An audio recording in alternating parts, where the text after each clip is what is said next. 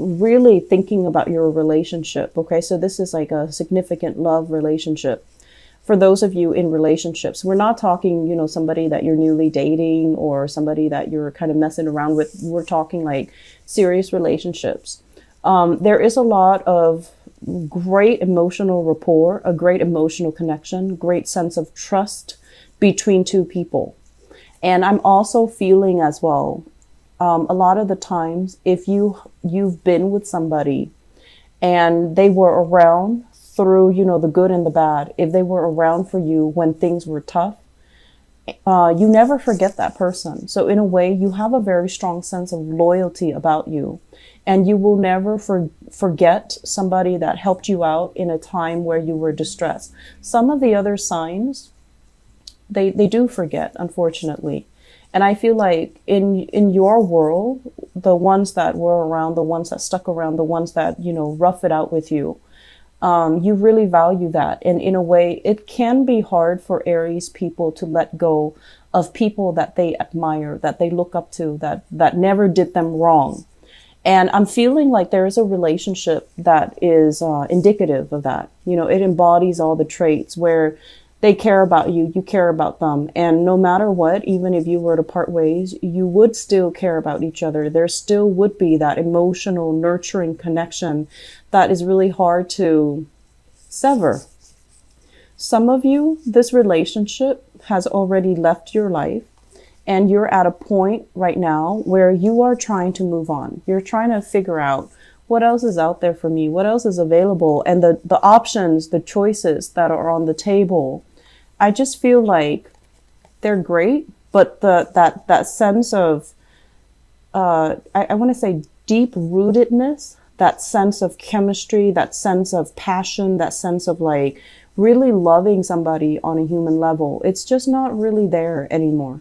And so I would say if you're in this state, I feel like you might be with a partner, but you're looking for somebody that you really look up to, admire, and respect. And honestly, I don't feel that the relationship partner that you're currently with, there's great chemistry. There's, it's a nice relationship.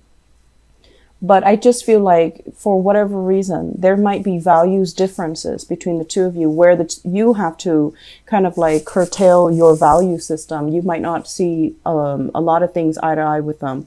You do things in a very independent way. You start things, you get things going, you get things moving. And the other person, I feel like they might be dragging their feet. They might not be as proactive, as goal oriented, as ambitious.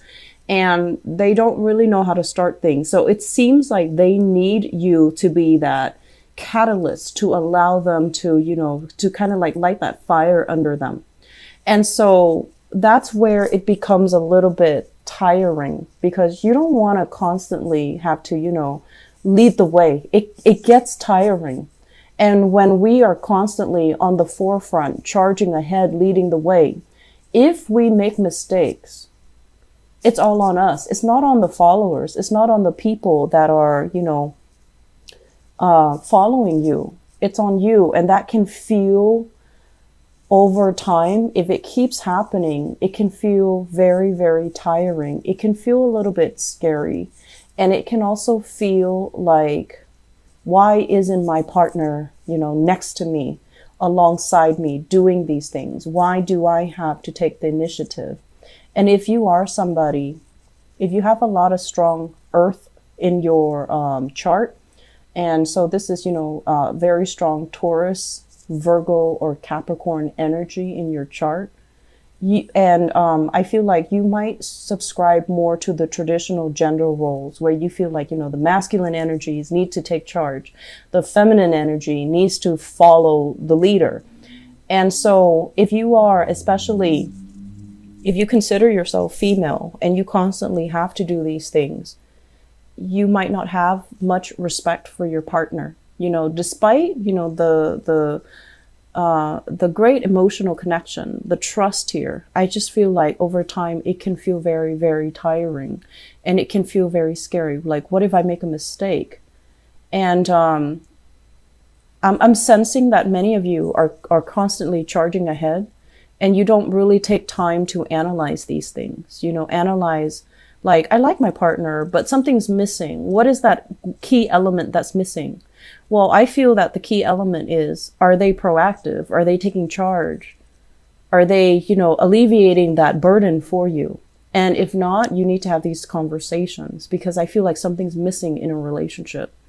And I'm also feeling as well, at this point in your life, okay? So you could be, in your 20s, in your 30s, in your 40s watching this. The world is opening up for you. Opportunities are calling, travel engagement, seeing friends, expanding outwards, having disposable income to really spend it on luxury goods, luxury things. And your partner might not be on the same page as you financially, where they can afford all of these things. And so while you're planning these things, the partner might be lagging behind financially, or just, motivation wise. And you find yourself kind of like, oh, now I have to do these things with my friends, or I have to do these things alone, because it just feels like they're not on the same level. They might not have the disposable income. They might not have, they might not prioritize these things. They might still be stuck in, still like, taking care of their basic necessities, like their survival. And so it can feel a little bit like the relationship sector can feel a little bit lopsided. And so I'm sensing many of you are, right now thinking about like, what do I need to look for in a relationship partner? So the first 4 cards basically scream out to me, there is some relationship here. It looks to me like it can be very good, but I feel like it has held you back for some years. Okay. Some of you are newly single and you're going through the motions of dating, and you're still using that person from the past. With this, great energy, great emotional connection. You care about them even after you both have broken up. You don't have like a single horrible thing to say about them. You care about them. And you're using that as kind of like the barometer, the standard as you go into the world, trying to find suitable relationship partner. You're using that person as like the gauge, the marker.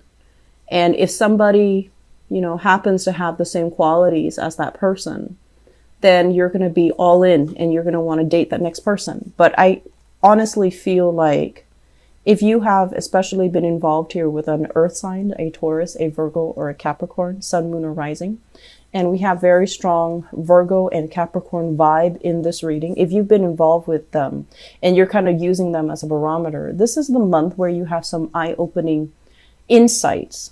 And you're going to be like, it wasn't all that great. That person was not on my playing field. Okay. That person vibrationally and energetically was not on the same page as you. And yes, there might have been great chemistry. You both really cared about one another. I feel like, the love definitely was there, but it feels to me like it might be a great person, but it's not the greatest person for you. And so moving forward, we have to, create new standards from scratch. As we age, as we get older, as we experience things in life, our perception change, the things that we need change. And so if you're using this person from the past, they might have been appropriate for the past. They might have been a great person, but I just feel like it's a wrong standard of measurement to use to, meet new people. Does that make sense? So take the time this month to start to manifest some things. And I feel like if that's what you feel very stuck in, relationship sector, try to write down qualities of, the person that you want to be with. And I feel like you need to admire the person that you're with. You need to look up to and admire the person that you're with. So no matter what that means to you, some people admire strength, emotional or physical. Other people admire wisdom. I feel like you're kind of like dating, expending your energy outwards, but you're not finding that person that you truly admire.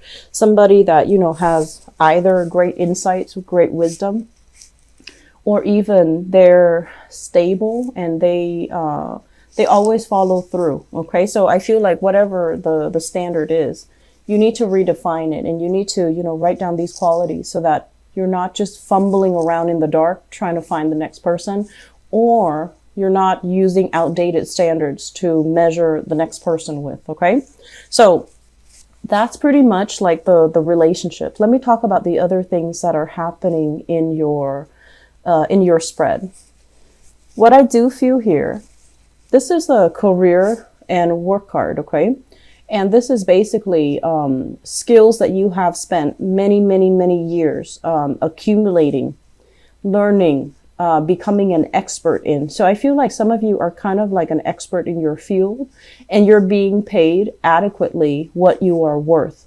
I rarely see Aries people staying in a dead-end job or staying in jobs that don't appreciate them. So I feel like you are where you need to be financially and professionally. This is a card about, accumulating further experience. And I feel like some of you might have already maxed out. Some of you are thinking like, I'm not really learning anything anymore. Everybody's coming to me, consulting me, distracting me from my work. So I need a new environment. And some of you might be thinking, flirting with, looking at opportunities elsewhere. Some of you as well could potentially be recruited by another organization, another company. And it's like outside of this company, recruited from outside. So I feel like fast communication coming in here. And they're going to lay some options in terms of positions at your feet. And they're also going to talk to you possibly about salary as well. And I feel like at this point, those options look okay. I mean, they look like, they have a lot of room for growth and a lot of room for expansion, but you're not really sure, like, if you're ready to leave the comfort and the stability of this current work environment to jump into the next. But I do feel you're going to go ahead with them. Okay. So, as adventurous and as, daring as you are, a lot of the times going into a new work environment where you might not know anybody, where you might not have already a friend there, where you might have to start over. It can be very exciting, but I do feel that Aries, you like to have an ally or a comrade or, somebody there that you already know. So the process can feel a little bit frightening. In other areas of your life, I feel like you're very daring, but this is something right now. You're at a point where you're concerned financially. And I also feel this also reflects an energy where you might have a lot of expenditures, mortgage, housing, bills, family obligations as well. There's a lot of financial expenditures. But what they're saying is these financial expenditures are not real. You definitely can cut corners and curb your spending so that what you really need to live and to survive on is a lot less than you think. Okay. And I'm also feeling many of you are at a point where you are retired and contemplating your next adventure. Your mind is still very, very restless. And I do sense there's an element here about, having some people coming to you for contract work, having people coming to you to solicit you to do I'm seeing like creative projects as well, publishing, part-time work, freelance work, or even, consultation work. And I feel like it's going to bring a lot of financial prosperity, and you might have more than one option on the table for you. And so do with that as you please, because I feel like financially things are going to be very, very lucrative. Okay. So say yes to new opportunities always. And I also feel as well, for some of you, if you are waiting, if you're waiting for, if you've gone on a job interview, if you've applied for a loan, if you've signed on something and you're waiting on the decision of other people, the wait is going to take a little bit longer than you would expect. And I feel like you would get some feedback towards the end of this month.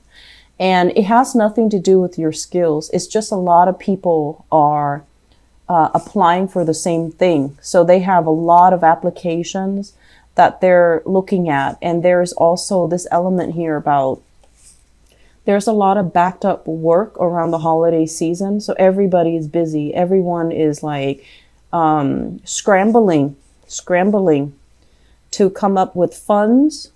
If you're applying for a loan, if you're applying for grants, if you're applying for funding, and it's, you know, they're not really sure how much money they have. And then likewise, if you're applying for a job and you're waiting for feedback, there's a lot of backed up work in the organization. So they're going to take their time, and it's not like they have forgotten about you. You're not forgotten, nor it doesn't seem to me like, you know, they don't want you. It seems to me like they have a lot of logistical things they need to take care of from their end. And then there's going to be this wave, this flood of communication coming, especially the last week of this month.